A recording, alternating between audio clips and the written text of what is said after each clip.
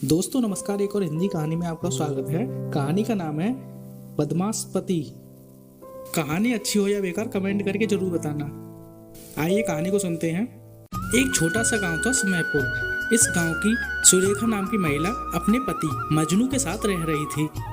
उसका पति डेली सुबह काम पर जाता और शाम को लौट कर आ जाता था और हर समय उस पर झगड़ा किया करता था, उससे लड़ाई किया करता था। एक दिन वो फिर से लड़ाई करने लगा, मात्र 50 रुपए के लिए। उसकी पत्नी कहती है कि मेरे पास नहीं है, मैं सामान ले आई। फिर भी जबरदस्ती उससे पैसे मांगने लगा। कहता है कि मुझे बिल्कुल भी सब्जी नहीं देती हो, लेकिन ये सब्जी लाती किसके लिए हो। उसका पति मारने ही वाला था लेकिन रुक जाता है। फिर कहती है क्या हुआ, अब क्यों नहीं मार रहे हो, मारो। उसका पति कहता है कि मैं औरतों पर हाथ नहीं उठाता और उसकी पत्नी बाहर चली जाती है। फिर वो शाम को काम से लौटता है तो वो अपनी पत्नी को आवाज़ देता है, लेकिन उसकी पत्नी सुनती नहीं है, आती नहीं है।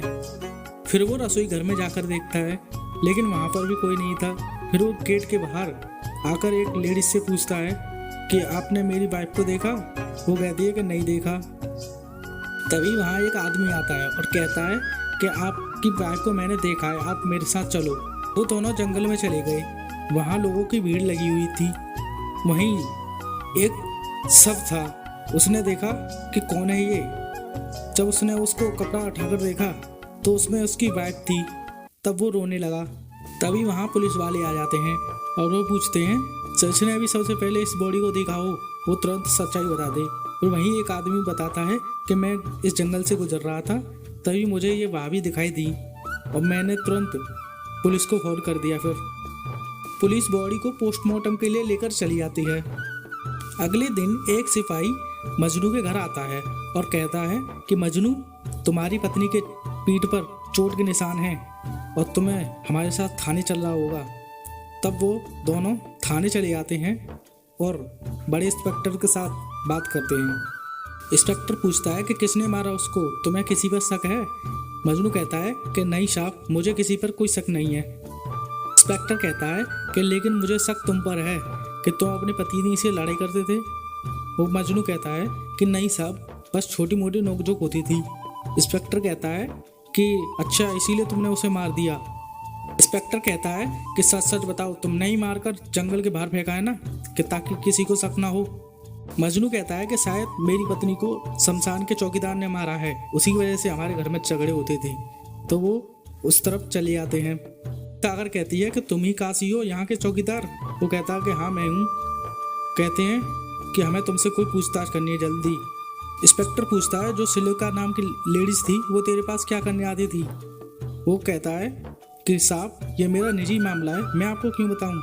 इंस्पेक्टर कहता है क्योंकि उस लड़की का निधन हो गया है। तो वो सच सच बताता है। उसने कहा कि मेरे लिए कोई खाना बनाने वाला नहीं था, इसलिए मैंने अपनी बहन से कहा और मैंने उससे कहा कि मैं तुम्हें 200 रुपये दे दिया करूँगा, तुम मेरे लिए खाना बना के ले आया करो। फिर वो कहता है कि यही सच है। इंस्पेक्टर कहता है कि हम कैसे मान लें कि यही सच है, हम कैसे मान लें कि जो तू बोल रहा है सच बोल रहा है, कोई सबूत है तेरे पास।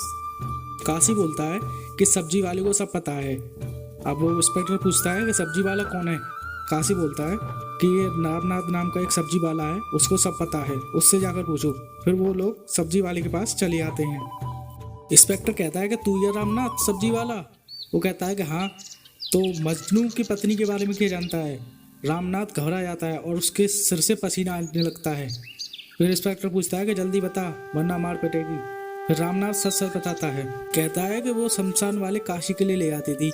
मैंने पूछा कि क्यों, कि उसके खाना बनाना नहीं आता, इसीलिए उसके लिए ले आ रही हूँ। इंस्पेक्टर कहता है कि और कोई बात है तो जल्दी बताते, वरना और बाद में कुछ पता चला तो तू अंदर जाएगा।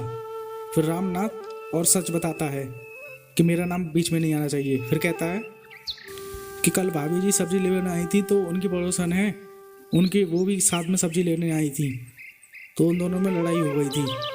इंस्पेक्टर उसको 3 थप्पड़ लगाते हुए कहता है कि खून इसी ने किया है, इसको अरेस्ट कर लो। सिपाही उसको अरेस्ट कर लेता है।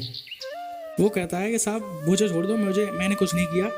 शायद उसने जाकर मजनू से शिकायत कर दी होगी। तो वो सच सच बताता है कि वो उससे झगड़ने लगा और उसका सिर उस ठेले से टकराता है और वो ख़त्म हो जाती है, क्योंकि वो धक्का मारकर उसमें सिर मार देता है। फिर साहब जंगल में पता पड़ी कि जंगल में भाभी की लाश है, इसलिए मैं डर गया था, फिर मैंने किसी को नहीं बताया। इंस्पेक्टर कहता है कि चलो अब अपराधी को गवाही देना सजा दिलवाने में।